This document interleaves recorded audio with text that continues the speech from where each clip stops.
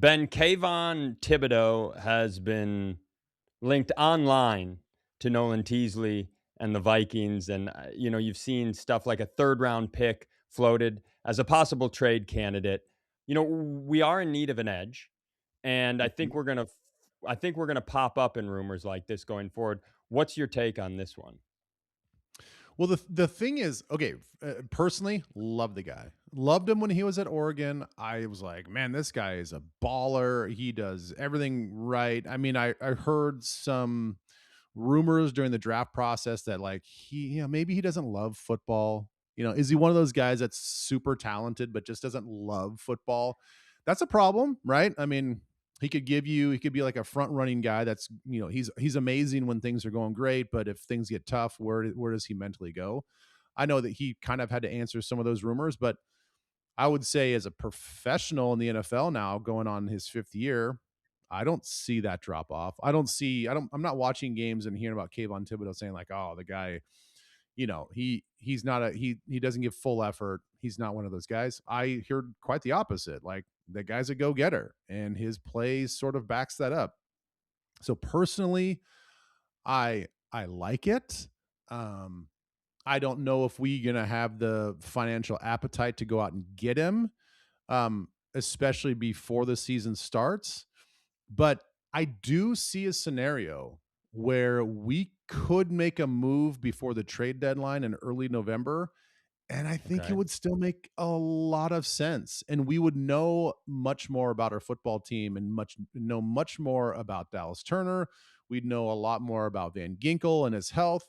We would know more about Jake Golday if he's now in the fold as like the backup to Gink and maybe the possible replacement a couple years down the road. So like that's a possibility as well.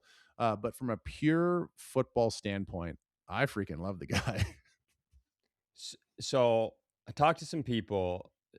They use the terms cerebral and flexible, Hmm.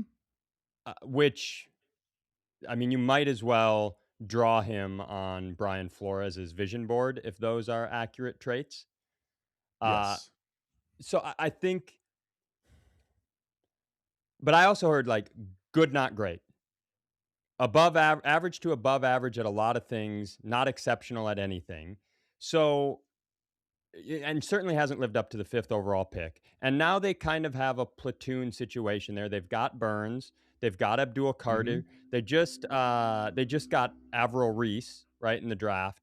So they're in an interesting position where they're not going to give him up for nothing, right?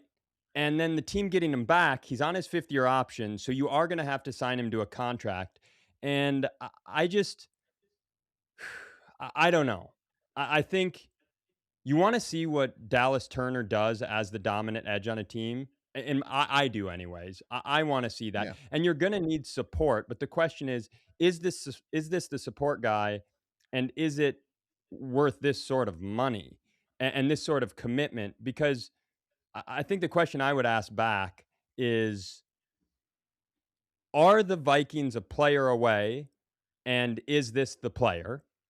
Now that's not the only reason to do a trade, right? There also the like the Pat Williams, Antoine Winfield model, which is you're a ways off and you need some foundational pieces. Like everybody talks about the Hutch trade and the Favre move, but those two trades were foundational game changers. So Hmm. the question is he one of those guys? And I don't know that I'm buying that he falls into either of those categories. And with a front office that just got on the right side of the cap because of the Grenard team and wants a fresh start, I don't know, even though I can be sold on how you view him as a player. I don't know that in any scenario I see it as a good move.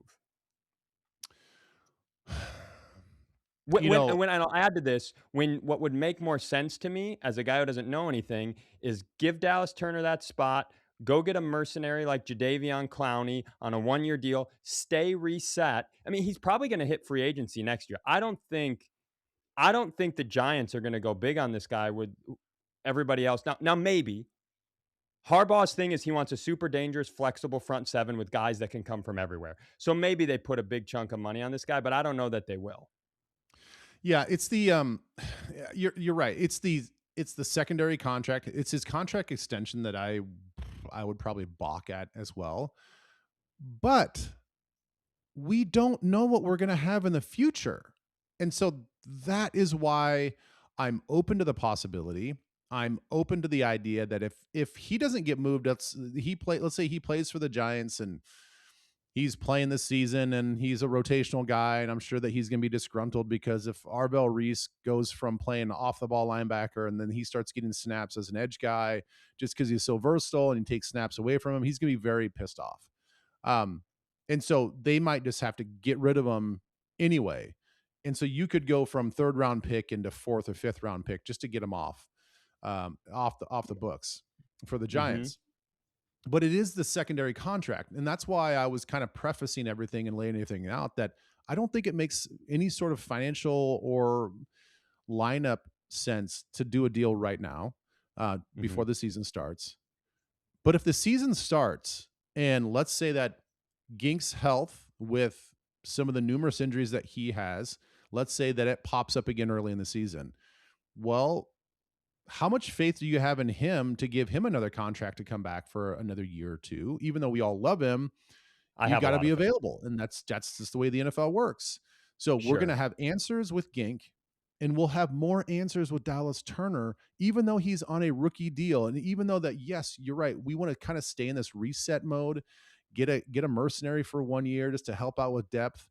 Um, but if it looks like those two guys are not necessarily the foundational anchors for this defense as an edge player, then I don't think that he's a bad option. And I don't think that he's a bad investment if you can get him before the trade deadline, probably for something cheaper than what you can get him now for.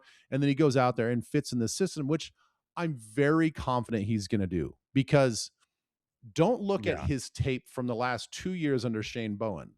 That's a different style of defense.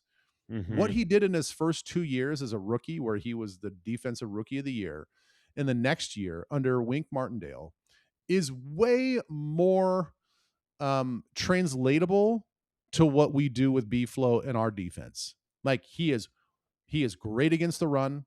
They had him in a mode where he was attacking downhill as an edge player, and it was much more of an attack mode all the time. Shane Bowen didn't have him playing that role. So that's why you saw his sack rate drop. He did have some injuries. I get all that, Mhm. but like he just wasn't the same type of player. You watch the first 2 years of film on this guy and you put him in B Flow's defense, which is very similar to Martindale's. I think that you have a foundational edge player that, health aside, if long as he's healthy, I think he's probably an upgrade to Van Ginkel. And I think Ooh. there's value to that. Ooh. Those are big words. I'm a big that's those are big words. Uh, I will s I think if you look at it, you look at his overall game, Uh-huh. I think that he can give you a little bit more than Gink. And I'm with you. I love Gink. Gink is cerebral. That's He's just how he's high you feel about slippery. Mhm. Yeah, He's a lot of things. Like, right? I mean, I get it. Like we all love Gink, but his injury status is a question mark. well, but so is, at this point, so is Thibodeau's. Let me ask you a question, to close. You said he had that heat on him about, like, does he love football? That comes up from time. How how prevalent is that? As a guy who played, if you've got a 53 if you've got a 53-man roster, how many guys in that locker room can you point at generally and go, "That guy doesn't really love it?" Like, what is that? How does that break out? Um, Believe it or not, probably a higher percentage than you think. I bet you 50% of the guys in the locker room don't love it. They're there because they're good at it. They're there because they're getting paid handsomely for it, and it's just it's a means to support themselves. It is a true job, and the other half really love it. Can't see themselves doing anything else, and you don't really have to worry about their commitment level. But of the 50% that don't love the game of football, I would say only about 5 or 10% of those guys can you really tell in the way that they approach the game. Most of the guys Mm, are they understand they're that, still "Hey, pros. I don't love this, but dude, I'm committed. I'm here every day. I'm putting in extra work. I care about you Mm, guys. I care about the locker room. I care about I have enough self-respect that I wanna put out a good product."